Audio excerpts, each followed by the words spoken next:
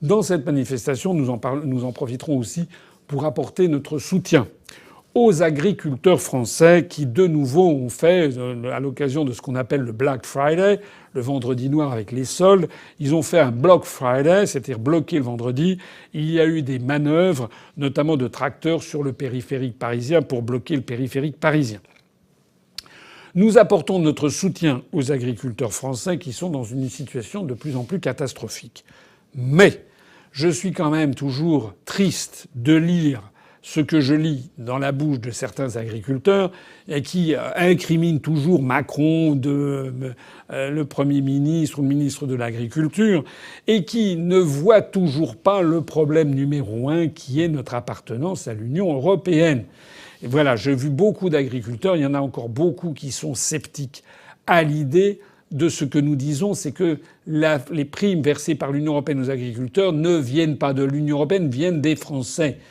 Et quand on le leur dit, ils nous disent oui, mais qu'est-ce qui nous garantira que vous nous les donnerez? Ben oui, ce qui nous garantira, c'est l'engagement absolument solennel que l'UPR et moi-même avons pris depuis des années. Lorsque nous serons sortis de l'Union européenne, nous sanctuariserons immédiatement les subventions aux agriculteurs français, qui leur seront d'ailleurs versées directement, et donc beaucoup plus rapidement qu'à l'heure actuelle, où elles transitent par Bruxelles. Et puis les subventions européennes ne sont que l'un des aspects des maux dont souffre l'agriculture française. Il faut y ajouter tout le reste. La mise en concurrence avec des pays dont les coûts de production agricole sont très très inférieurs aux coûts français, ce qui force un certain nombre d'agriculteurs à vendre à perte leur production, sans compter qu'on y rajoute le traité, le CETA avec le Canada, peut-être le TAFTA avec les États-Unis, peut-être l'accord avec le Mercosur. Tout ceci, il faut en finir avec cette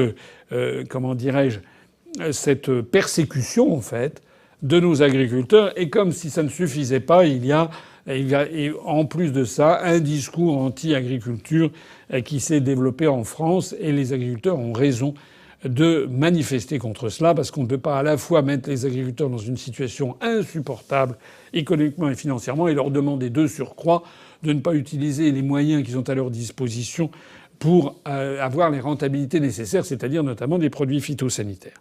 Pour ce qui nous concerne, j'ai déjà parlé beaucoup de ça, mais je le dis à cette occasion, nous sommes en faveur d'une agriculture raisonnée, de développer l'agriculture bio, l'agriculture raisonnée.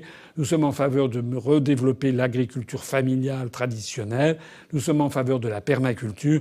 Nous sommes en faveur d'une agriculture beaucoup plus respectueuse des terroirs.